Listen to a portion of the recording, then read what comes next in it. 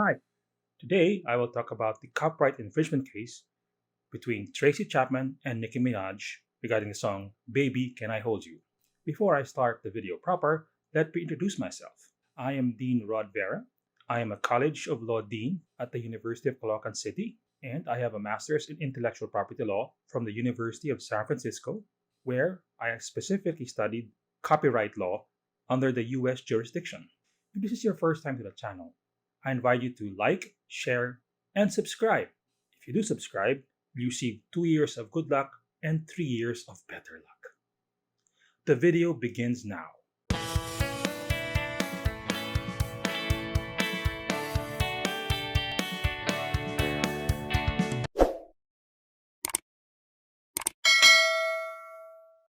Welcome back. To add a little bit more about myself, I am an intellectual property lawyer practicing in the Philippines. For the last 15 years, I've been legal counsel to several musicians, bands, and individual artists. So I may know a little bit about copyright law. What is this case about?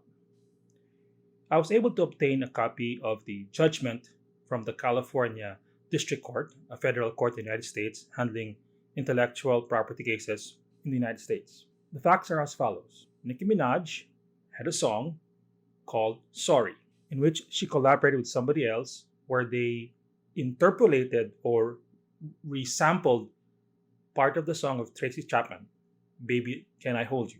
Nicki Minaj wanted that song to be part of her album. After she recorded the song, she sought permission from Tracy Chapman as a matter of due diligence. Nicki Minaj is an artist herself, so she knows the value of copyright law. Tracy Chapman has a reputation of denying any such requests for using her songs in any sort of derivative work or any part of anybody's song. So, since she did not have permission, Nicki Minaj did not put that song entitled Sorry into her album. In that album where she was supposed to promote, she was going to be a guest of the radio show by DJ Funkmaster Flex. I love DJ names.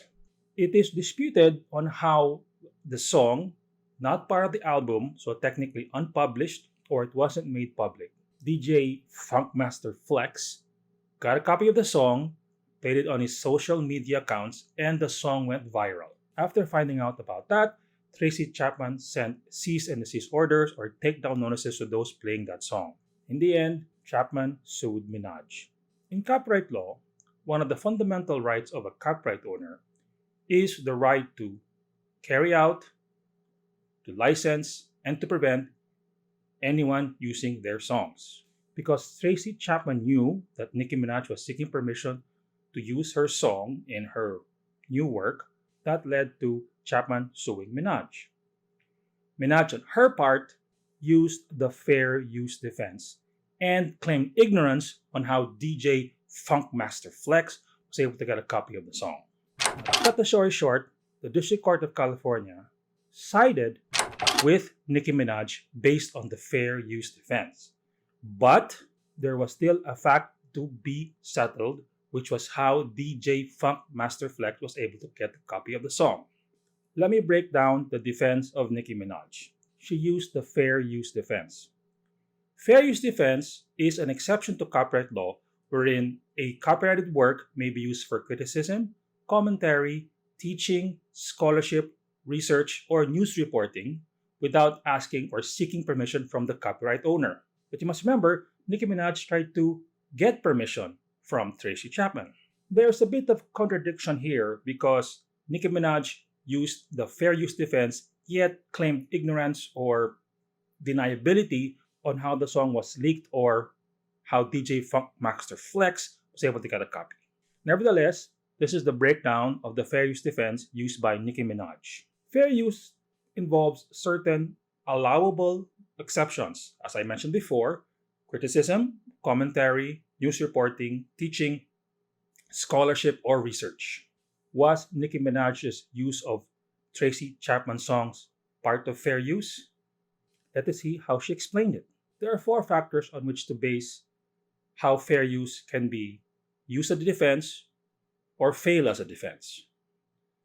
The first factor is the purpose and character of the second work, in this case, Nicki Minaj's song. Normally, if a song is commercial in nature or the use is for commercial purposes, fair use defense will fail. But in Nicki Minaj's case, the song was never made public. It was kept secret. Thus, there was no commercial nature. In fact, there was no nature at all. The second factor is the nature of the copyrighted work or the first work, hence Tracy Chapman's song. Her song was released in 1988 and still part of the copyright domain of Tracy Chapman, meaning it was still protected. It wasn't part of the public domain. In that sense, the second factor sided with Minaj as well with the first factor. The third factor is the amount and substantiality of the work used, meaning how much of Tracy Chapman's work was used in Nicki Minaj's song. The court, of course, by listening to the song, found out that there was a great amount and a great substantial portion of Tracy Chapman's song in Nicki Minaj's work. Hence, that factor leaned towards Tracy Chapman. The fourth factor, the effect and use of the second work on the first work, meaning what was the effect of Nicki Minaj's song against Tracy Chapman's song. In US jurisprudence, this is actually the most important factor. But in this case, Tracy Chapman's song, albeit a very old song, would not have been affected by the new work of Nicki Minaj. Hence, the fair use defense tilted towards Nicki Minaj based on the factor of the effect of use. So, in that case, Nicki Minaj actually won a summary judgment based on the fair use defense.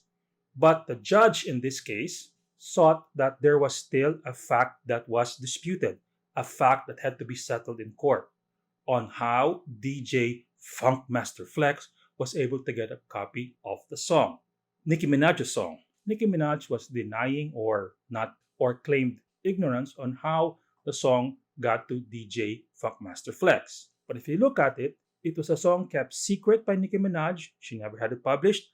Although she recorded it, she kept it under lock and key. So how did Funkmaster Flex get it?